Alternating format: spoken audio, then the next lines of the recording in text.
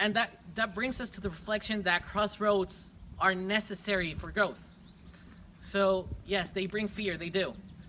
And there is no way to know what the right way is. Is it the consulting, the corporate, or something completely different? He will have to answer that soon. But this tool, the 7 model tool, may just bring a little bit of light to him and to us, to all of us, to all those of us who have to make that decision. I, for one, am certainly one. And if you are one too, maybe when that moment comes, when you have to make that decision, you can remind yourselves of this crossroads sanctuary. Perhaps come back to the model. Perhaps be coached. We'll hand out cards later, by the way. And maybe this will help you in your decision making to not only respond to your desires, but try to respond to your authentic self. Thank you. Very good. Maybe you should just get us back into the room Absolutely. now, straight away. Please stay organized, make a single line, follow me. Yeah. Oh, say, I was going to ask my question. Yeah, in the room. Yes, in the room. Yeah, that is what I want.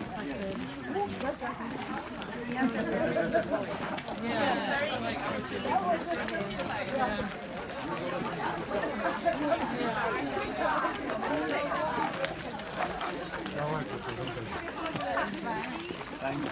Very impressive.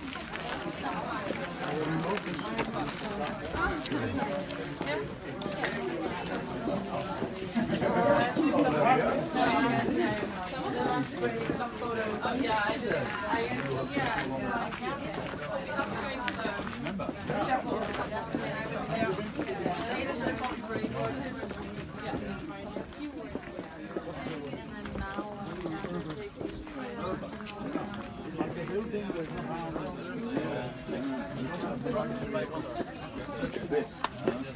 This is special. Imagine we had that too. Yeah. Well, if you were here,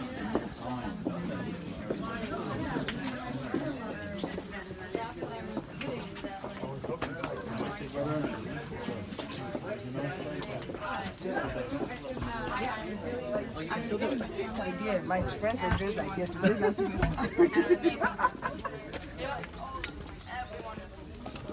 Doing something great on one page. Yeah, right. Wow. Very nice.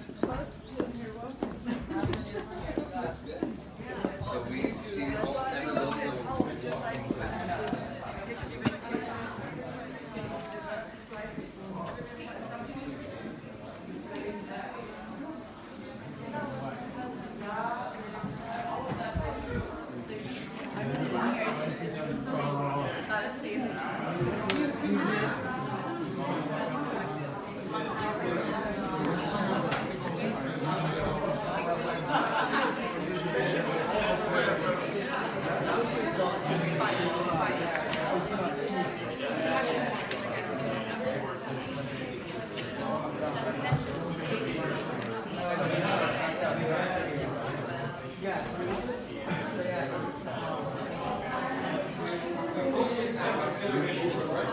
why just because of all the controversy now with, So, any questions, please, Stuart and the team? Any questions that it raises? None? Yeah. This idea of bringing the sun, my friends have been creating ideas. Because I suspect this person, I know that he is the one who goes out into the sun. I'm sorry. Stuart, for the younger members of the team, if I can say that, I was rather struck by your team members saying that you are still in the process of finding himself, was the language that was used. So finding himself, and then you chose to even introduce the word retirement into the story.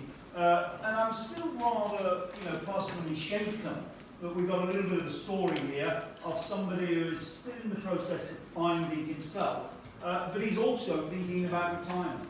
Would you say a bit more about that? So for clarity, it was actually Adrian that mentioned retirement, setting the foundation for retirement. So I However, that is very much part of the consideration, that eventually at some point I'm going to have to slow down and or potentially retire. Not immediately, but I don't have the financial needs in my family. I have a young daughter, so really maybe I never get to retire. Yeah. But the whole notion of finding oneself, I'll say a couple of things about that. I was going to say I still haven't figured out what I want to be when I grow up. And, I may never.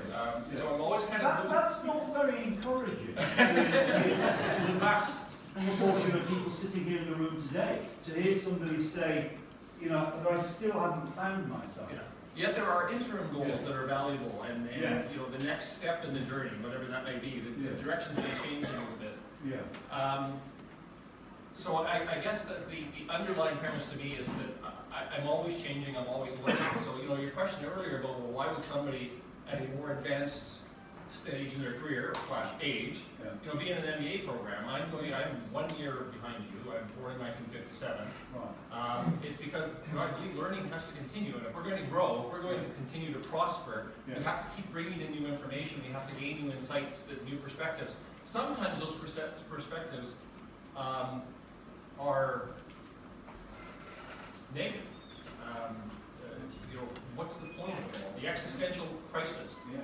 One of the things that the model helped me on was realizing that that was there and that was affecting my emotions, but for the sake of my decisions, I have to put that aside.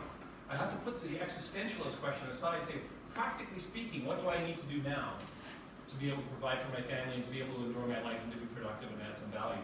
But this whole notion of supporting, and it was actually in the end that made the comment, I like advisory roles. I don't necessarily need to be the person in charge, but I really like working with the person in charge and helping them achieve better results. Okay, so because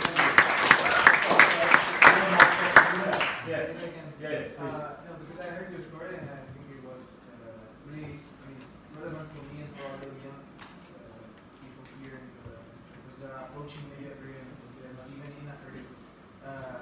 Did it happen already in the past that you were at that huge crossroad?